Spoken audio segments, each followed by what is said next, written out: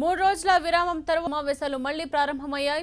BC SC ST sub plan పై Congress, DSC అభ్యర్థుల పోస్టింగ్లపై బీజేపీ, మహిళా యూనివర్సిటీ ఏర్పాటుపై టీడీపీ వాయిదా తీర్మానాలు ఇచ్చాయి. ఇక ఈ రోజు చేపల పెంపకం, కొత్త జిల్లాల విధి విధానంపై సభలో వివరించనున్నారు కేసీఆర్.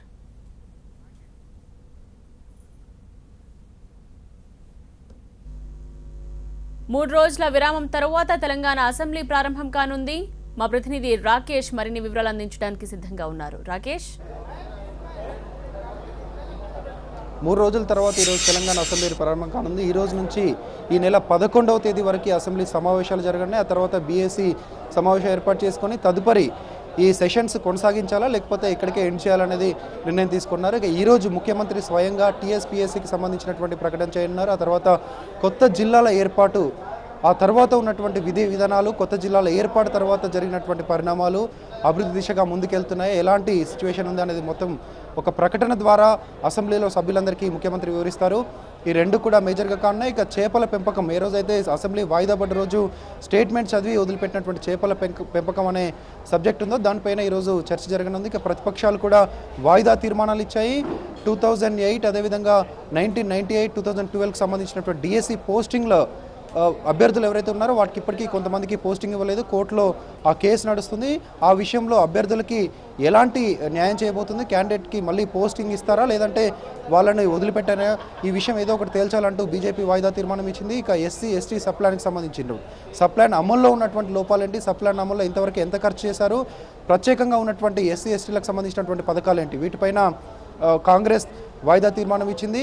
వీటితో పాటు కొన్ని క్వశ్చన్స్ కూడా ఉన్నాయి. ముఖ్యంగా ప్రభుత్వం చేపట్టినటువంటి ప్రతిష్టాత్మక కార్యక్రమం అవయవ మార్పిడి, చాలా కాస్ట్లీగా ఉన్నటువంటి ట్రీట్మెంట్ ఇప్పటివరకు అపోలో లాంటి పెద్ద హాస్పిటల్స్లోనే జరుగుతూ ఉంది. దీన్ని ఉస్మానియా, నిమ్స్ లాంటి హాస్పిటల్స్ కూడా చేసే విధంగా ప్రభుత్వం చర్యలు తీసుకుంటుంది. దీనికోసం ప్రత్యేక పథకాన్ని కూడా ఒకటి అమల్లోకి తీసుకొచ్చింది. ఈ స్కీమ్ కింద అప్లై చేసుకున్న వాళ్ళు కిడ్నీ ట్రాన్స్ప్లాంటేషన్ కానీ లేకపోతే ఇతర ఆర్గాన్కి సంబంధించినటువంటి ట్రాన్స్ప్లాంటేషన్ కానీ దానికి సంబంధించినటువంటి అంశాలన్నింటినీ కూడా ఈ పథకంలోకి తీసుకున్నారు.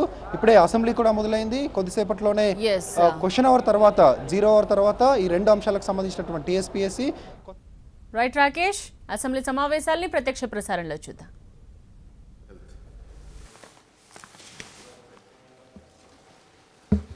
అధ్యక్ష, ఏ ప్రశ్నకు సమాధానం లేదండి. 14,51,19,000 రూపాయల వ్యయంతో మెసర్స్ వారియన్ మెడికల్ సిస్టమ్ తయారు చేసిన ఐజీఆర్టీతో పాటు high energy linear accelerator radiation మిషన్ను ఎంఎన్జే ఇన్స్టిట్యూట్ ఆఫ్ ఆంకాలజీ మరియు రీజనల్ క్యాన్సర్ సెంటర్ కొనుగోలు చేసింది. అధ్యక్ష, ప్రశ్నకు సమాధానం లేదండి. ఎంఎన్జే ఆసుపత్రి 27/2015 తేదీ గల అనుమతి నెంబర్ ద్వారా రేడియేషన్ మిషన్ కొనుగోలు కోసం అణువింధన నియంత్రణ సంస్థ అనుమతిని పొందింది. అధ్యక్ష, సి ప్రశ్నకు సమాధానం ఈ ప్రశ్న ఉత్పన్నం కాదు. అధ్యక్ష, రామ్మోహన్ రెడ్డి గారు.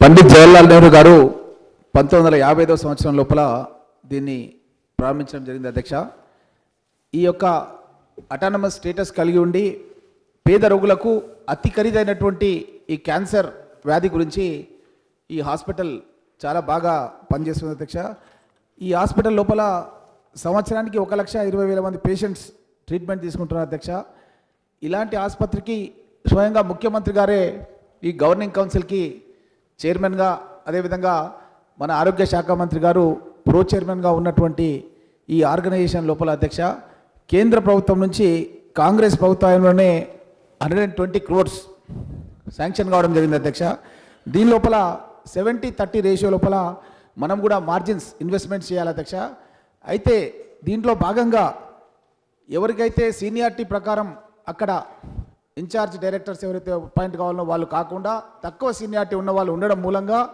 వాళ్ళు విదేశాలకు కూడా ప్రభుత్వం నుంచి ఎన్ఓసి లేకుండా విదేశీ పర్యటనకు కూడా వెళ్తున్న విషయం ప్రభుత్వం దృష్టిలో ఉండాలి. అధ్యక్ష, రామ్మోహన్ రెడ్డి గారు క్వశ్చన్కి రండి. అదే చెప్తాను. అధ్యక్ష, అయితే ఇక్కడ జరుగుతున్నది ఏంటంటే అధ్యక్ష, స్పెసిఫికేషన్స్లో ఒకటి ఉంటే ఇంకొక ఐటమ్ని కొనుగోలు చేసినారు. అధ్యక్ష, దానికి సంబంధించింది కృష్ణారెడ్డి అని ఒక డాక్టర్ గారు, ఈ మిషన్ను ఎప్పుడు వాడే డాక్టర్ గారు తన రిపోర్ట్లో ఏం చెప్పినారంటే అధ్యక్ష, model supplied is not in వరెన్ website, model supplied is not as per tender requirements and specimen, model supplied is not as per order, model supplied is not full and complete, model is lower specification than the lower price, model approval will take time 4 months delay, supply was delayed, supply to MNJ deviate lower specification, model is not FDA approved, proper clearance from the government is not taken, PO was not amended to give the effect to the model supplied, LC was extended further to plan the supply this NOC unit to the benefit of the variant. ఈ విధంగా ఎన్నో deviations చేస్తూ ప్రభుత్వం appoint చేసిన expert committee కూడా ఈ యొక్క equipment ఏదైతే ఉండదో ఆ ఎక్విప్మెంట్ నాణ్యత లేనిది, ప్రమాణాలు లేనిది కొనుగోలు చేయడం జరిగింది అధ్యక్ష. అదేవిధంగా మంత్రి గారు ఏదైతే చెప్తున్నారో ఇది దాని ఖరీదు ఏదైతే చెప్తున్నారో అధ్యక్ష 14,51,00,000 అని చెప్తున్నారు. దీనికి వారంటీ ఉంది అధ్యక్ష.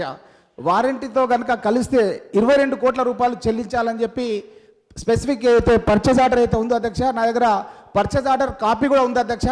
ఆ పర్చేజ్ ఆర్డర్లో దాని యొక్క వారంటీకి సంబంధించి 22 కోట్ల రూపాయల వరకు కూడా ఆర్డర్ ఇవ్వడం జరిగింది అధ్యక్ష. నేను మిమ్మల్ని కోరేది ఒకటే అధ్యక్ష, దీనికి మీరు సభాసంగం వేయండి. ఎందుకంటే పేద రోగులు వైద్యం అందక చనిపోతున్న సందర్భాలు మన ఆసుపత్రిలో ఉన్నాయి. నేను ఖచ్చితంగా నా దగ్గర సాక్ష్యాధారాలు ఉన్నాయి, నేను ప్రూవ్ చేస్తాను. ఖచ్చితంగా ఈ యొక్క MNJ క్యాన్సర్ హాస్పిటల్ ముఖ్యమంత్రి గారు స్వయంగా